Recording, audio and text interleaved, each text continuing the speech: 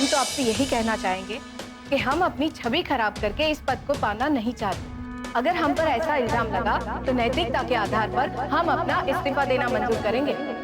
शारदा, तुमने प्रदेश को अपना परिवार बना लिया। ये घर घर जरूर है और हम इसमें रहते भी हैं, लेकिन सच मानो तो इस घर को घर कहना ठीक नहीं होगा। आप मेरी खुशी की वजह नहीं समझे। दरअसल इंतजार की घड़ियां खत्म हुई। जिसका इंतजार था वो वक्त आ चुका था। सर, इसका मतलब सर मुक्ति योजना अपने अंजाम की तरफ बढ़ रही है। हाँ, नागा पांडे डरने वाला इंसान नहीं है। आज शाम को मैं नागा पांडे से मिलने वाला हूं। सारी तैयारी हो चुकी है और आज रात सर मुक्ति योजना को अंजाम दिया जाएगा। बहुत बढ़िया। शारदा देवी इस सरकार की बुनियाद है। अगर बुनियाद गई तो ये महल मलबे के ढेर में बदल जाएगा। फिर इस सरकार को संभालने वाला कोई नहीं होगा, कोई। यही तो मैं चाहता हूं। अब कल के बाद ही ये पता चलेगा कि पार्टी का क्या रुख होता है। पार्टी महासचिव ने मुझसे कहा था कि जब तक सरकार है शारदा देवी मुख्यमंत्री रहेंगी। अब मुख्यमंत्री कौन होगा, सरकार रहेगी या नहीं रहेगी, इन बातों का फैसला आज की रात के बाद ही हो सकेगा।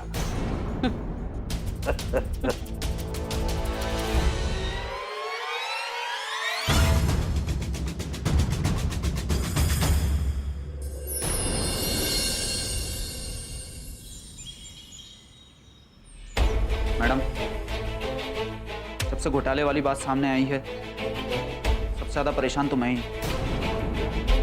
मैं तो सोच भी नहीं सकता था कि इस तरह के घोटाले होंगे।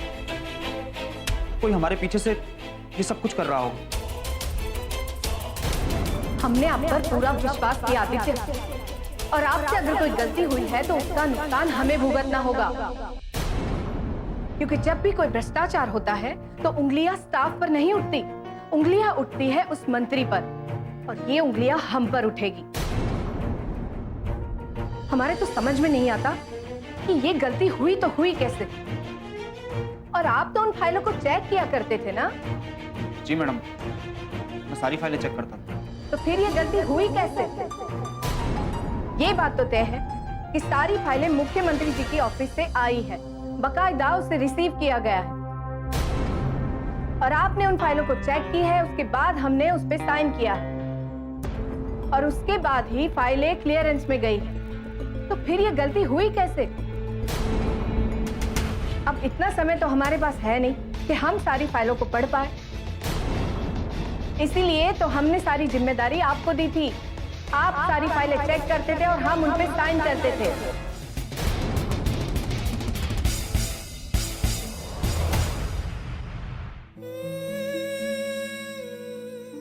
शारदा, तुम्हारे जाने के बाद राजवीर ने भी सुनना बंद कर दिया।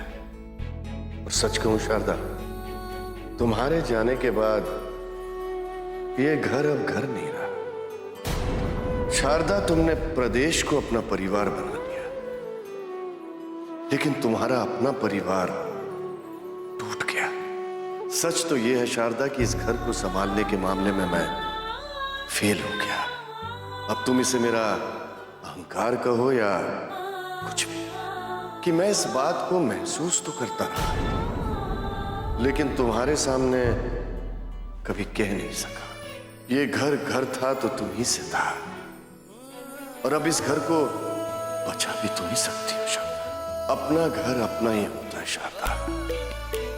तुम लौट आओ, मेरी इस बात पर गौर करना। जी मैडम, मैं कहाँ इनकार कर रहा हूँ इन सब बातों से। मैं भी तो यही कह रहा हूँ कि गलतियां हुई हैं, लेकिन पता नहीं कि गलती मुझसे हुई है या इसके पीछे किसी और की चाल। अभी तक तो ये बात भी साफ नहीं हुई। मैं खुद को समझाने की कोशिश कर रहा हूँ कि गलती मुझसे ही हुई हो, लेकिन दिल नहीं मानता कि मुझसे गलती कैसे हुई होगी।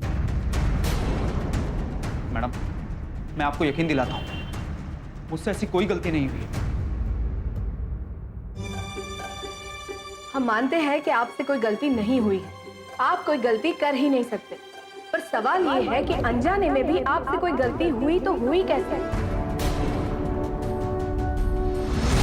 खैर, जो भी हुआ हो, परेशान होने की जरूरत नहीं है आपको। इस पे छानबीन तो हो ही रही है और सच्चाई जल्द ही सबके सामने आ जाएगी।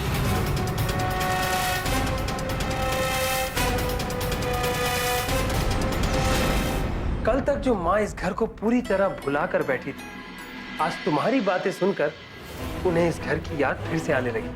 और इसका सबूत यह है कि कल रात को माँ ने पापा को फोन किया था।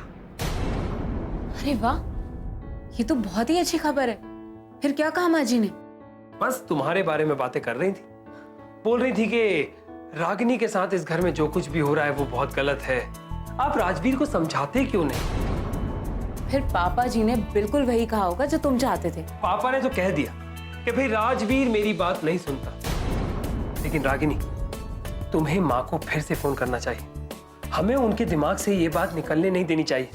हमें उन्हें मजबूर करना है कि वो एक नतीजे पर पहुंचे। उन्हें इस घर में वापस आना ही होगा।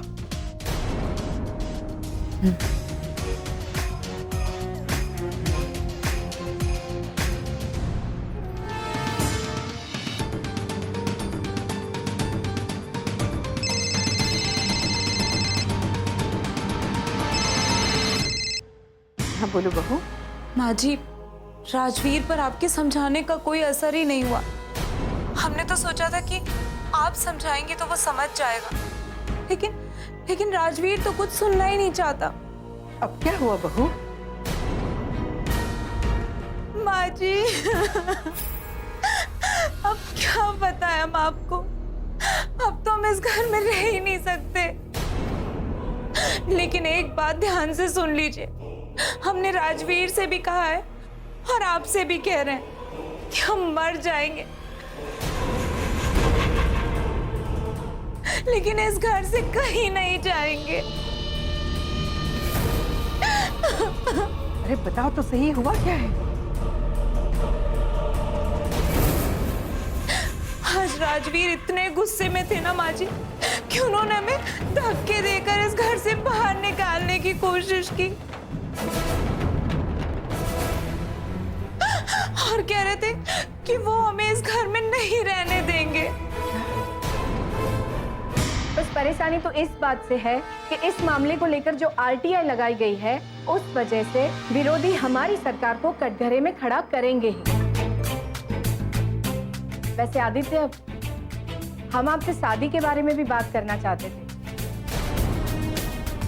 शादी की तैयारियां कैसे करनी है, क्या प्लानिंग करनी है, इस बारे में। जी मैडम, मेरी तो कोई मांग नहीं है। ये शादी का फैसला आपका है, माँ जी का है। आप दोनों को ही तय करना है कि शादी कैसे होगी, कहाँ होगी, और सरकार में रहकर शादी को कैसे अंजाम तक पहुंचाना है, इस बात का फैसला भी आपको ही करना होगा। मैं तो ये चाहता हूं कि इस बारे में आप माँ जी से बात कर लीजिए। और मुझे इस बात के लिए कोई एतराज नहीं है कि शादी सीधे साधे ढंग से की जाए तो ही ज्यादा अच्छा होगा, क्योंकि सरकार में रहकर ज्यादा धूमधाम करना मीडिया वालों को उंगली उठाने का मौका देना है। वैसे भी जब से भ्रष्टाचार का मामला सामने आया है, उससे परिस्थितियां कुछ इस तरह बन गई हैं कि हमारा इस तरह जश्न मनाना जनता को बुरा लगेगा। हाँ, वैसे बात तो ठीक कह रहे हैं आप। हम जल्द ही मुख्यमंत्री जी से इस बारे में बात करेंगे। जी मैम।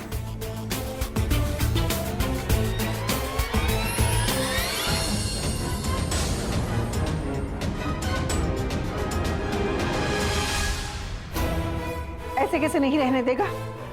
उसे कह दो कि मुझे मजबूर ना करे। तुम्हें इंसाफ दिलाने के बहुत सारे रास्ते हैं मेरे पास। नहीं माँ जी,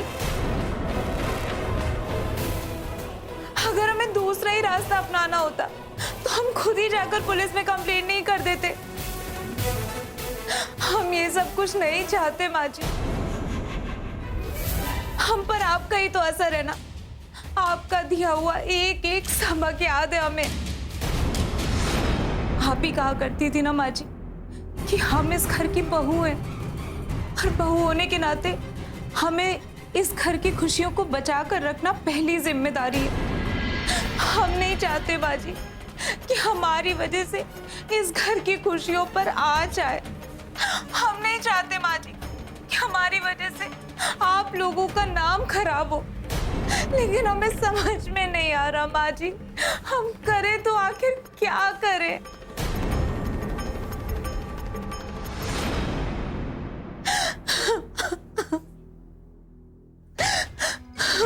देखो वो, सबसे पहले तो तुम खुद को संभालो। अब तक तो संभाल ही रहे माँ जी, लेकिन आखिर कब तक संभालेंगे। अब तो हमें ये भी भरोसा नहीं है कि राजवीर कब और क्या कर जाएंगे। ऐसा कुछ नहीं होगा बहू। नहीं नहीं माँ जी, कुछ भी हो सकता है। आप बस घर जल्दी से वापस आ जाइए। आपके आने के बाद ये घर फिर से घर बन जाएगा। आपके आने के बाद ही हमारी जिंदगी फिर से बदल जाएगी। बस आप जल्दी से आ जाइए वापस। प्लीज आप वापस आ जाइए। अच्छा माँ जी, हम ना फोन रखते, क्योंकि अगर राजवीर आ गए, उन्होंने देख लिया तो उन्हें लगेगा हम आपसे एक एक बात घर की बताते। माँ जी रखते हम फोन। नमस्ते। जीती रहो बेटा।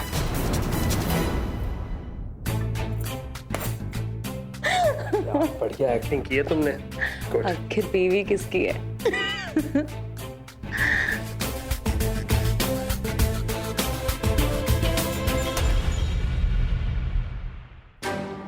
सरकार। रुपए ले आए? जी सरकार, वहाँ गड्डियों को गिनने में थोड़ा वक्त लग गया। कोई बात नहीं। अंदर ले जाके रख दो। ठीक है सरकार।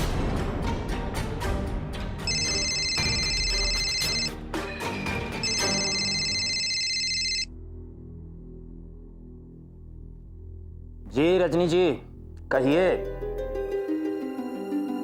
सरकार में हो रहे भ्रष्टाचार और आरटीआई के बारे में नोट बनाकर मैंने अपने मीडिया के सारे दोस्तों को भेज दिया है। बहुत अच्छा किया आप।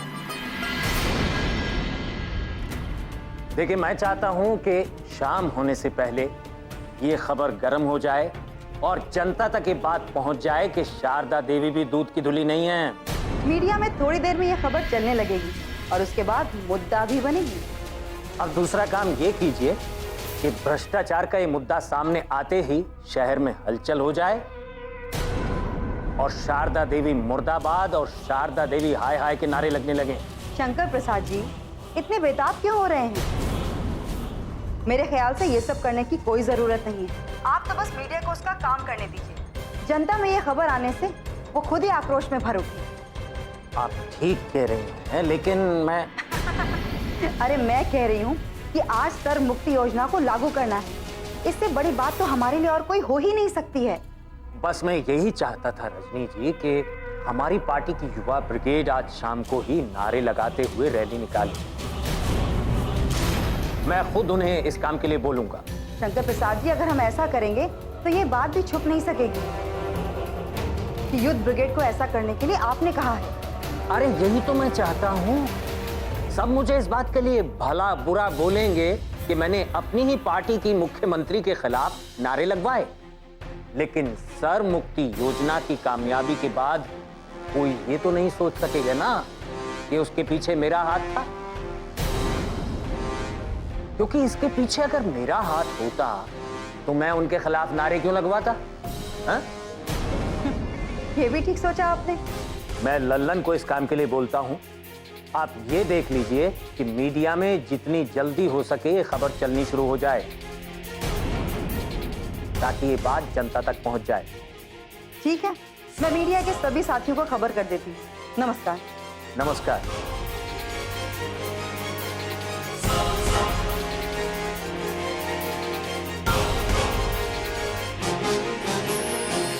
हम पर इल्जाम लगता है और हमारा नाम सामने आता है तो हमें तो यही कहना है कि भाई हम तो मुख्यमंत्री जी के करीबी हैं, हमको उनसे दूर रखने के लिए हम पर ये इल्जाम लगाया जा रहा है। जिंदगी एक भंवर है। मैंने तो कभी सोचा भी नहीं था कि भ्रष्टाचार का मामला इतनी जल्दी और इतनी आसानी से सामने आ जाएगा।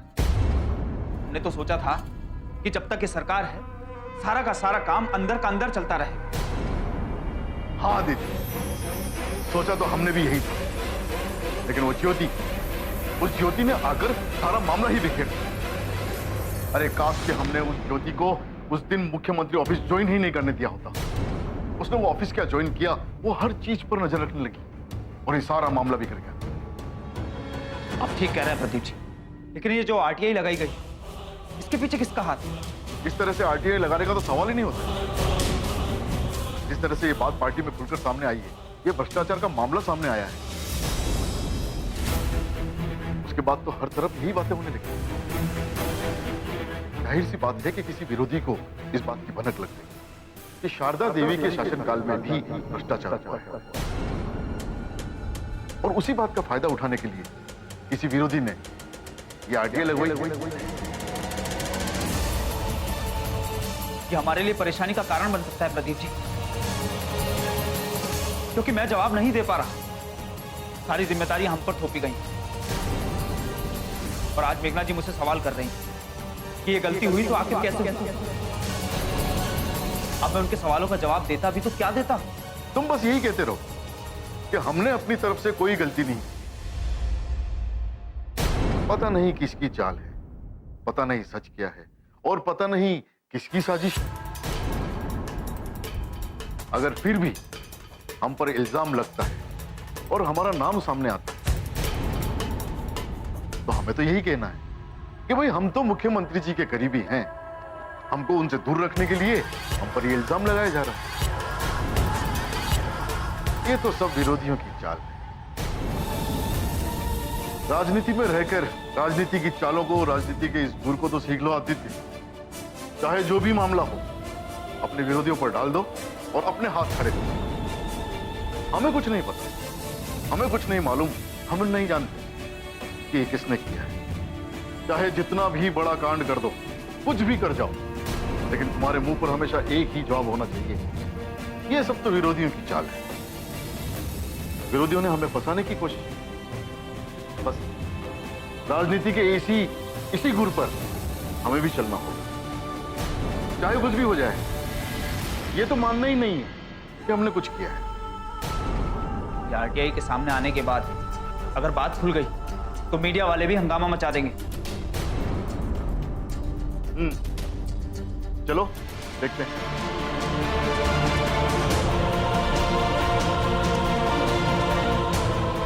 शारदा देवी की सरकार बनने के बाद हर जगह इस सरकार की वाहवाही हो रही है। हर तरफ इसी बात की चर्चा थी कि शारदा देवी अपना काम बहुत ही अच्छी तरह से कर रही हैं। हर तरफ यह बात चल रही थी कि शारदा देवी की सरकार विकास की योजनाएं लागू कर रही है, जिससे प्रदेश की तरक्की हो सके। लेकिन अब एक सच्चाई सामने आई है जिसने सबको हैरान कर दिया है। आखिर क्या है इस सच्चाई के पीछे? क्या शारदा देवी के शासनकाल में भी भ्रष्टाचार हुए हैं, जिसके लिए कुछ लोगों ने आरटीआई भी लगाई है? पूरी संभावना ये है कि इस आरटीआई का जवाब आने के बाद इस भ्रष्टाचार के ऊपर से पर्दा उठेगा। ईमानदारी के नाम के ऊपर सत्ता हासिल करने वाली शारदा देवी की सरकार के बारे में सोचा जा सकता है कि उनकी सरकार में भ्रष्टाचार होगा, लेकिन भ्रष्टाचार हुआ है। अब इंतजार है सरकार के जवाब का। लीजिए प्रदीप जी, बात सामने आएगी तो हंगामा होगा। बात सामने आने लगी, मीडिया को इस बात की खबर लग चुकी है। नहीं आदित्य, मीडिया को खुद ब खुद ये भनक नहीं लगी, बल्कि ये उन विरोधियों की साजिश है जिन्होंने आरटीआई लगाकर सरकार को बदनाम करने की कोशिश की, ताकि सरकार मजबूर होकर इस आरटीआई का जवाब दे और ये भ्रष्टाचार का मामला खुलकर सामने आए। लेकिन फिलहाल तो हमें ये सोचना है कि हम किस तरह से इनसे दूर रहें, कैसे बचे हम इन सबसे।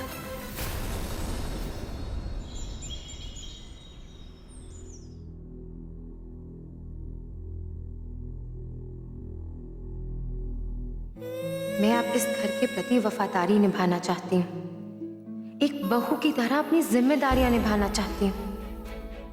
लेकिन क्या इस घर में मुझे मेरी वफादारी का इनाम मिल पाएगा? पापा जी को मैंने इस बात का एहसास भी दिला दिया है कि अब मैं सिर्फ इस घर की हूँ, लेकिन फिर भी ऐसा क्यों लगता है कि मैं इस घर में गैर हूँ? क्या मेरा अतीत कभी मेरा पीछा छोड़ सकेगा कि मैं रजनी वर्मा के कहने पर यहाँ आई थी? मेरी गलती थी और आज मैं उन्हीं गलतियों का प्रायश्चित करना चाहती हूँ। तकदीर मुझे कौन से दिन दिखाने वाली है पता नहीं, लेकिन मैं इस घर के प्रति अपने फर्ज तो जरूर निभाऊंगी। भला वो मुझे मंत्री पद क्या देंगी? उनके हाथ से तो खुद ही मंत्री पद जाने वाला है। उनकी सरकार अब ज्यादा दिन नहीं चलने वाली। जिंदगी एक भंवर है।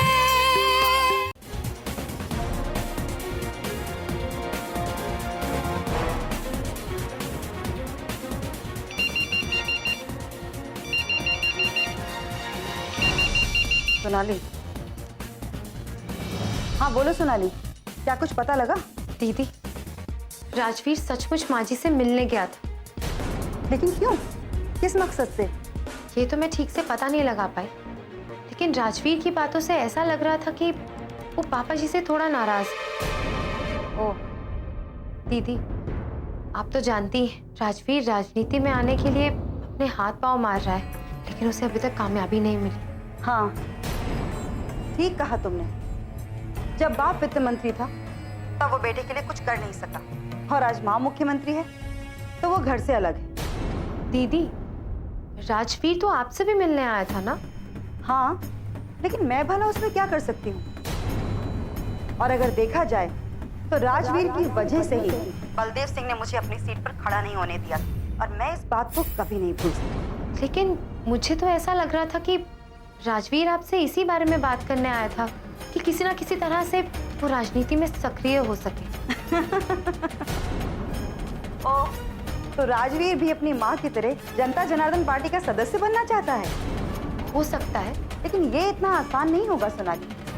शारदा देवी को उनके नाम की वजह से ये पद मिला है, लेकिन वो भी राजवीर को पार्टी में लेने के लिए किसी को मजबूर नहीं कर सकती। खैर, ये सब छोड़िए दीदी, आप अपने बारे में बताइए ना। आपको अब तक मंत्री पद नहीं मिला? जल्दी ही मिलेगा सोनाली, जल्दी। तुम्हें मैं भी मंत्री पद पर ही नजर आऊंगी। दीदी, ये मेरे लिए भी सबसे खुशी की बात होगी। वैसे आपको मंत्री पद शारदा देवी देने वाली है क्या? भला वो मुझे मंत्री पद क्या देंगी? उनके हाथ से तो खुद ही मंत्री पद जाने वाला है। उनकी सरकार अब ज्यादा दिन नहीं चलने वाली है। आज मुझे अपनी इस गलती का एहसास है, और मैं चाहता हूं कि तुम वापस आ जाओ। खेल खेल रहे हैं हम, और जनता और कानून की नजरों में सबसे पहले आएंगे बलदेव सिंह। ठीक है बहू, मैं अभी आ रही हूँ। मैं अभी पहुंचूंगी वहां पर।